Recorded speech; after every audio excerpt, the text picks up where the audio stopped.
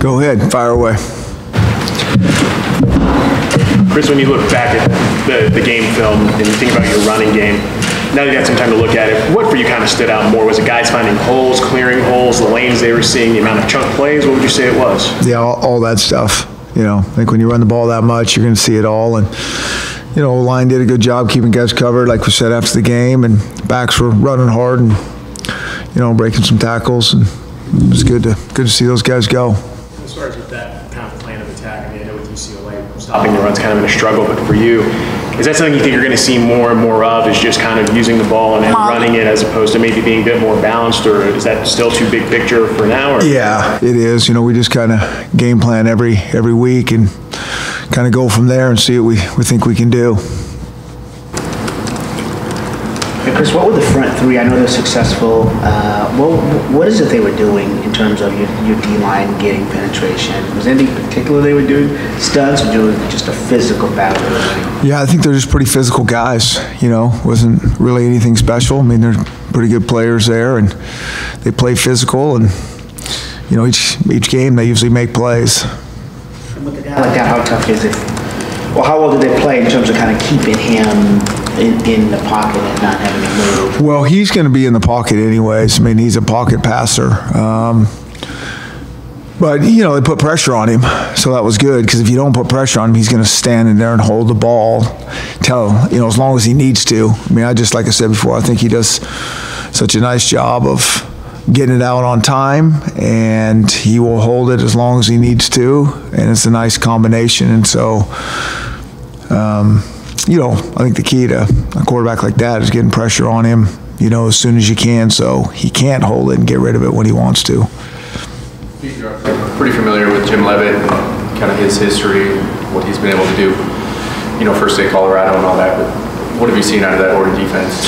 Yeah, I think they're doing a nice job. I mean, they you know, one thing that jumps out to me about this whole team is I think they play really hard. You know, they play, you know, very similar to how they played at Colorado in coverage and tight coverage,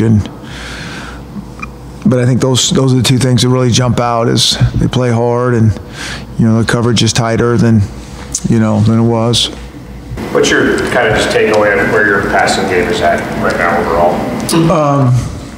Yeah, I think, you know, I think we're week to week on that whole thing. I mean, it just depends on what we think we need to do, and you know, we always talk about balance and those type of things, but quickly go to where we think we want to go and need to go, and where we're having success. What did the tape show when you looked at Andrew Kirkland and Luke Wattenberg? Both guys did some good stuff, and I think we can play and win with both guys. And I think that both will continue to play, and we may even move them around a little bit to get in the mix at other places.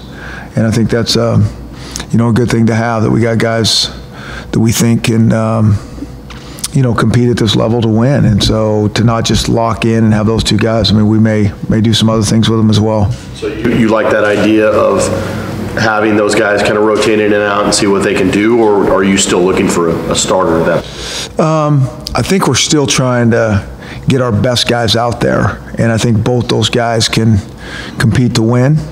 And so, you know, it's all about building depth and, you know, getting guys more reps. You know, Kirk's had a lot of reps, does a nice job. Luke has not had a lot of reps, and he's going to continue to get better with reps. And so I think just that combination, and even maybe those guys play in there together. I mean, we're looking at all different things. Does Hunter Bryant fall into the week-to-week category for now? Or? Yeah, I think Hunter will be out for a significant period of time. We still haven't got the final official ruling, but I don't, you know, again, until I hear from the doctors that this is what it is. They're still looking at a couple things, but he'll be out for a while. That I can say. Was it the helmet to the knee? Is that what it? Yeah, kind of that. I think his foot was in the ground. You know, he didn't quite get out of the air, or get out of the ground to get in the air before he got hit. Is there any additional challenge trying to prepare for an opposing offense when you don't necessarily know what their situation starting quarterback's going to be, whether it's going to be Herbert or Burmeister? Yeah, seems like we always get that question. You know, I mean, all you can do is kind of prepare for, you know, the schemes. You know, you see their schemes. There's a lot of tape to look at by this point in the season, and they're going to emphasize certain things with certain quarterbacks, and so you're kind of mindful of that, but you got to prepare to stop their scheme. Is there any sort of, you know, if it's this guy, focus on this more than if it's this guy, or sort of having two separate? Well, I think they've, you know, when Justin was in there, they throw it more. They've thrown it more than they did. But, you know, these guys are a run. They run the ball well. I mean, they have a good offensive line and excellent skill. And, you know, that's what they do real well anyways. How is it different from what you saw in previous years with It's similar. It's similar, you know. They get their athletes in space, and, you know, it's very similar. I mean, it's not the same system, obviously, but it's that style for sure. Do you see any skill similarities between their two running backs and Miles and Levon? Yeah, not necessarily. You know, I think Royce Freeman is an elite back. Obviously, we've seen him for a long time, and he's healthy and running hard. He's a hard guy to tackle. I mean, he is a physical guy. And then, you know, their other guys are, they got a you know, great group of guys where they got that speed on the edge that they'll fly sweep, and Brooks James will move around and create ways to get him touches. And then the other guys, you know, I think they're creative with how they do. They kind of game plan, and you know, Royce is the guy in the backfield that they're going to make sure they hand behind the tackles, and the other guys, you know, they're kind of putting them on the edges and those type of things. Look back and you're watching enough film with him, can you kind of dissect or figure out maybe what he's been able to do this year that brought him back to form compared to maybe the struggles he had last year? I think it's all about health. You know, I don't know the specifics. I know he was banged up last year, and when a guy's banged up, it's just hard to, you know, have the production that when you're healthy, especially at that position. And so that's probably the number one thing, because we, you know, 2 years ago we played him. I mean, he was really, really good, and, you know, last year I think he had some injuries, and now he's back to, you know, where he was or better. Chris, you talked Thursday about your facial expressions. Yes. And after Tristan made that first field goal, yeah, you're obviously pretty pleased. I don't know if there's a relief there. I mean, just his game, 8 for 8 on PATs and field goals. How satisfying? Yeah. Well, like I said, I mean, I was just really happy for him because I know he can do it. I mean, we've just seen it for, you know, too many, not just this season, this year, I mean, years, he's been practicing and kicking and all those things. And, you know, we feel like we know him pretty good. And so just for him to get a little momentum going is what we really felt like needed to happen. And, you know, I was really confident that he was going to make it. I mean, like I said, how he'd practiced but you still got to go out there and do it. And I figured once he made the first one, you know, it'd take some pressure off him and he could kick a little freer. Having Savon on kickoff return really seemed to pay off. Well, yeah, and Savon, you know, can do some really good things, we know, with the ball in his hands. And so that was good. But I do go back to saying how those guys up front, you know, blocked it pretty clean, you know, better than maybe we had in the past. And so a little combination of both those things can make for big plays. What's Sean McGrew's status? Yeah, Sean, he'll be there and all those things, and we just kind of moving pieces around, and he's always competing and going. Of course, Willie Taggart's in his first year at Oregon, and I mean, you've kind of been in that similar situation where you come from a different place and you try to make it work somewhere new. I mean, what's that challenge like in terms of when you went from Boise to here, and, you know, what do you think it would be like for someone like him to come from USF to here and try to implement the same thing?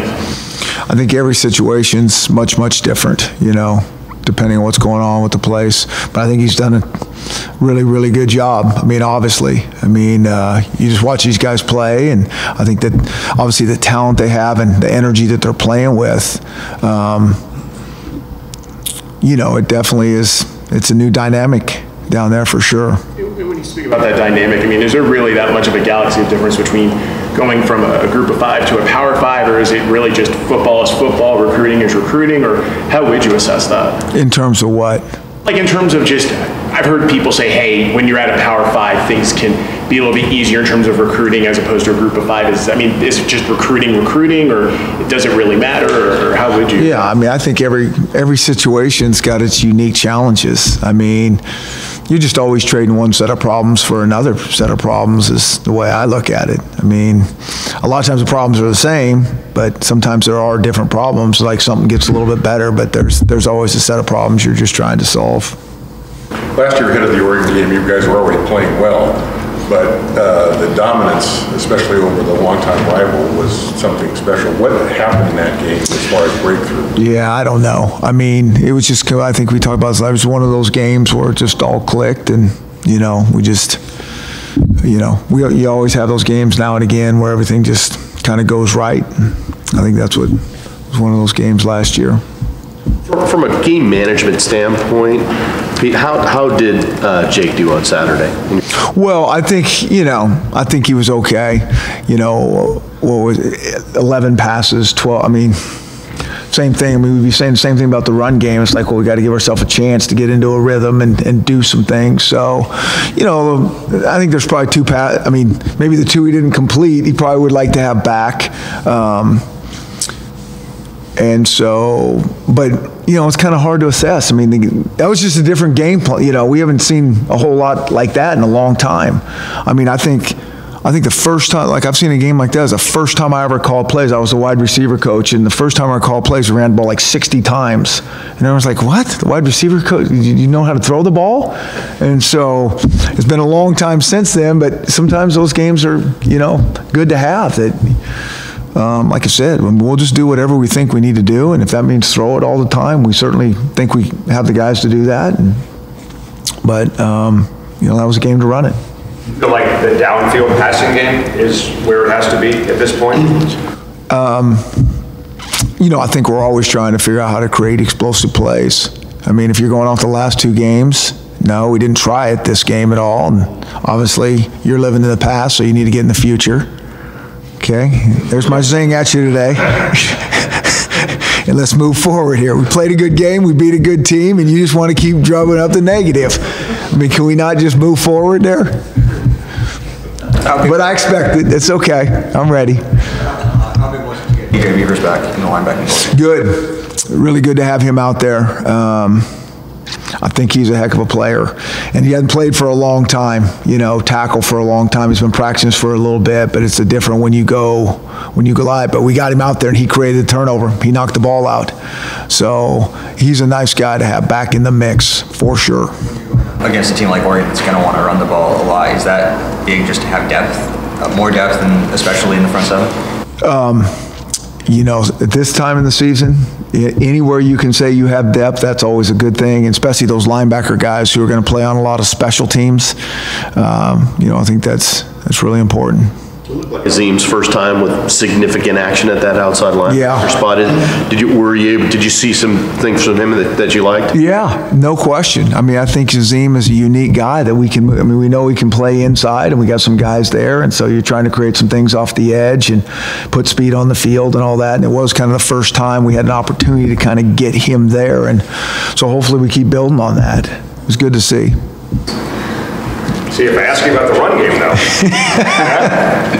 Now we ran it too much for you. What about Lubick in a game like this? Can he be an asset, or does that stuff does that get overblown? Well, it's completely different systems. On offense, they look similar, but it's not, there's not one coach is over there, it's the same, and defense is completely different systems. And so I think it would be probably more than a little bit overrated in terms of that. I mean, we study the tape very hard on personnel anyways, and it's always interesting. We kind of like to make our own opinions before somebody else would tell us that might know some stuff. We just try to see what we see on tape because, guys change tremendously anyways. In months, these kids, these players change tremendously, so. Chris, is Byron Murphy close? He's getting closer. Yep. They were making progress there too. So he's getting closer. What'd you make of Bryant's game? Hunter. Miles, really good. Did a nice job. He's one of the guys that, you know, stood out to us. You know, guy's an amazing guy. Just this whole story, but you know, playing out on the edge is different than playing inside, where we've been playing him, you know, most of the time, and he did a really good job.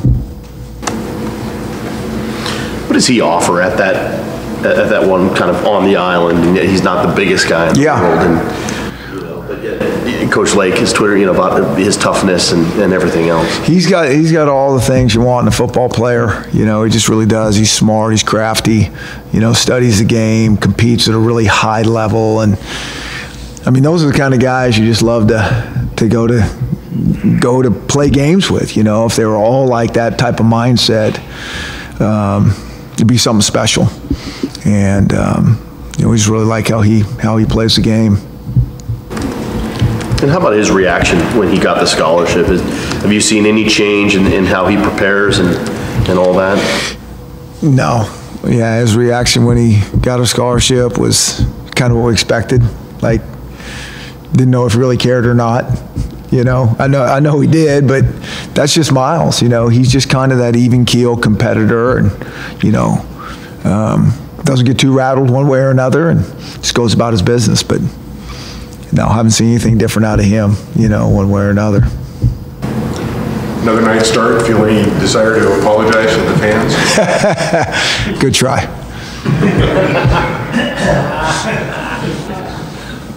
Did you feel any extra buzz, though, in the air on Saturday? I thought it was awesome. I mean, I don't know, extra buzz. This place is always awesome to come to, you know, whenever it is. But, I mean, I don't know if any of you guys were complaining, that's for sure. Anything else? All right. All righty. Thank you, guys.